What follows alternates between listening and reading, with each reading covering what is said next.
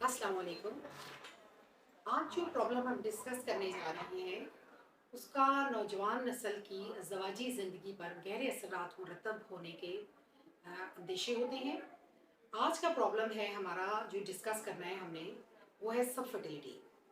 सब फर्टिलिटी के मायने हैं बांझपन या औलाद से महरूमी के। ये वो कंडीशन है जब एक शादीशुदा कपल एक साल इकट्ठा रहने के बाद, प्रॉपर मैरिटल रिलेशनशिप्स के बाद कंसीव ना कर पाए, तो हम उसे कहते हैं कि ये पेशेंट सब फर्टिलिटी का केस है। ऐसे पेशेंट्स को, ऐसे कपल्स को डॉक्टर से रजू करना चाहिए और अपने इन्वेस्टिगेशंस कराकर बर वक्त इलाज शुरू करना चाहिए। मेरे क्लिनिक पे 30 से 40% लोग इस प्रॉब्लम के साथ आते हैं और यही वजह है कि मैंने आज ये टॉपिक डिस्कस करने के लिए तजवीज़ किया ताकि इसमें अवेयरनेस डेवलप कर सकें। किन पेशेंट्स को जल्दी दिखाना चाहिए सब फर्टिलिटी के लिए? 1 साल का टाइम से पहले उन पेशेंट्स को दिखाना चाहिए जिनमें कुछ पेचीदगियाँ होती हैं, जैसे कि खातून की उम्र 35 साल या उससे ज़्यादा हो, या उसको कोई मेंस्ट्रुअल प्रॉब्लम्स हो, या उसको कोई फाइब्रॉइड या कोई सिस्ट या कोई एंडोमेट्रियोसिस की प्रॉब्लम हो, या मर्दाना बांझपन का शिकार हो हस्बैंड जो है। अब हम डिस्कस करेंगे कि सब फर्टिलिटी की क्या वजूहत होती हैं। सब फर्टिलिटी को मेनली हमने 3 ग्रुप्स में डिवाइड किया हुआ है। एक है मेल फैक्टर सब फर्टिलिटी, जिसे हम कहते हैं मर्दाना बांझपन। एक है फीमेल सब फैक्टर सब फर्टिलिटी, जिसे हम कहते हैं जनाना बांझपन। और एक है कंबाइंड फैक्टर सब फर्टिलिटी, जिसे हम कहते हैं कि ये बांझपन दोनों की वजह से होता है, मर्दाना और जनाना फैक्टर्स दोनों इसमें इन्वॉल्व होते हैं। सबसे पहले हम डिस्कस करेंगे मेल फैक्टर सब फर्टिलिटी। मर्दाना बांझपन अनफॉर्चुनेटली हमारी सोसाइटी में एक बड़ा मायूब समझा जाता है जब हम पेशेंट्स को कहते हैं कि आप अपने हस्बैंड का पानी का टेस्ट करवा लें, जिसे सीमन एनालिसिस कहते हैं। उनमें बहुत इस चीज़ की रिलक्टेंस पाई जाती है कि नहीं जी, हस्बैंड तो ठीक है। बहुत इम्पॉर्टेंट कॉज है मर्दाना बांझपन एक सब फर्टिलिटी का। इसको बर वक्त एक छोटे से टेस्ट से तशखीस कर लिया जाता है, जो कि सीमन एनालिसिस है, जिससे हमें मर्द के जरासीम की तादाद, उसकी हरकत, उसकी क्वालिटी और उसकी साख्त के बारे में तमाम मालूमात फराहम हो जाती हैं। और ये टेस्ट अच्छी लेबॉरेटरी से करवाने से बहुत अच्छे नताइज मुरतब होते हैं और पेशेंट के इलाज में हमें बड़ी मुआवनत होती है। फीमेल फैक्टर सब फर्टिलिटी यानी जनाना बांझपन की अगर वजूहात हम डिस्कस करें तो उसमें सबसे ज़्यादा कॉजेज़ जो हैं, जो वजूहात हैं, उनमें ओव्यूलेटरी डिसऑर्डर्स आ जाते हैं। ओव्यूलेटरी डिसऑर्डर्स क्या हैं? अंडा और अंडादानी से रिलेटेड प्रॉब्लम्स। थोड़ा सा मैं आपको एक बैकग्राउंड बताऊंगी कि बच्चे की तख्लीक का अमल कैसे होता है। हर औरत के साइकिल में, मेंस्ट्रुअल साइकिल में, एक एग, एक अंडा बड़ा होता है। वो फिर प्रॉपर टाइम पे फटता है। उसके बाद वो अंडा सफ़र करता हुआ ट्यूब के ज़रिए अंडादानी से माँ की बच्चादानी तक पहुँचता है और वो अंडा फिर मर्द के जरासीम से मिलकर बच्चे की तख्लीक के अमल में मदद करता है।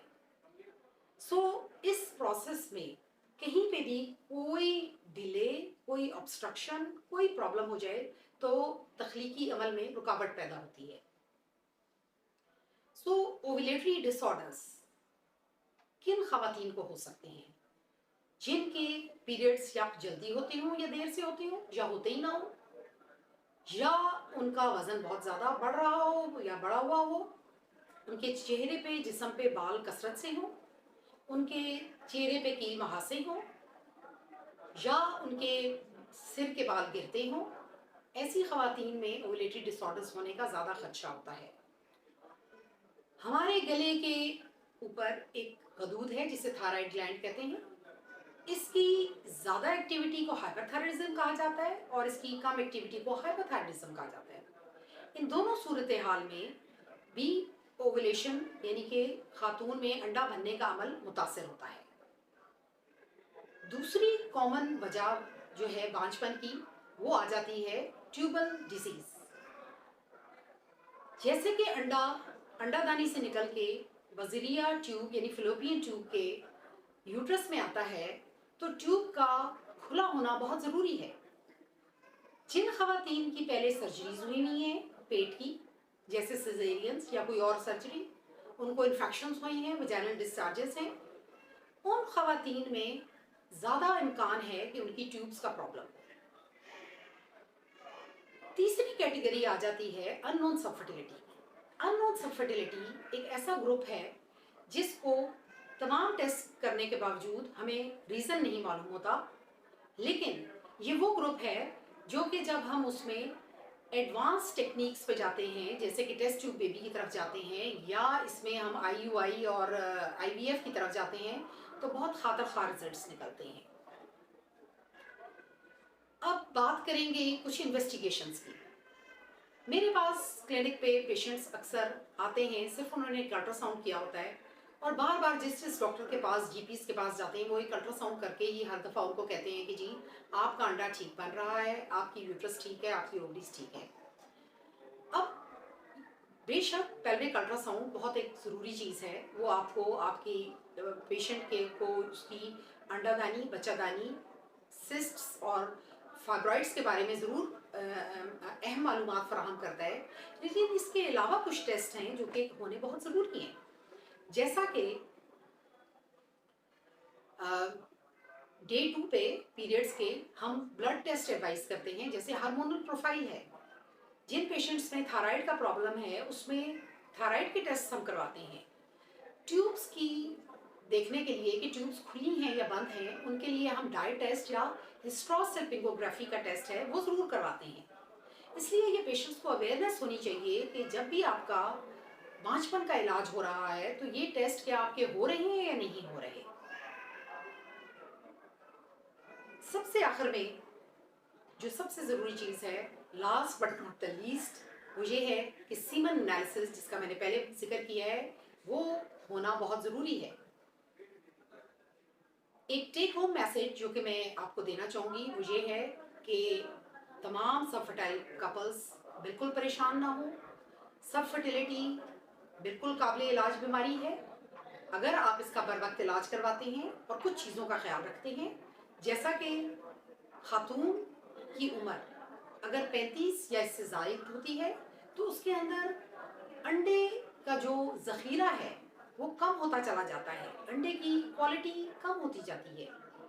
इसी तरह मर्द की एज जब 40 या 40 से क्रॉस करती है तो उसमें भी उसके जो जर्म्स हैं उसकी क्वालिटी ख़राब होती जाती है।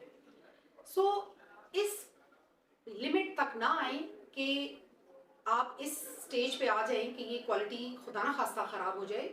इससे पहले ही आप अपने प्रॉपर इलाज को स्टार्ट कर दें, सही डॉक्टर के पास जाएं, सही तरीके से आप अपना इलाज शुरू कर दें, ताकि ना आपका कीमती वक्त और ना आपका कीमती पैसा ज़ाया हो।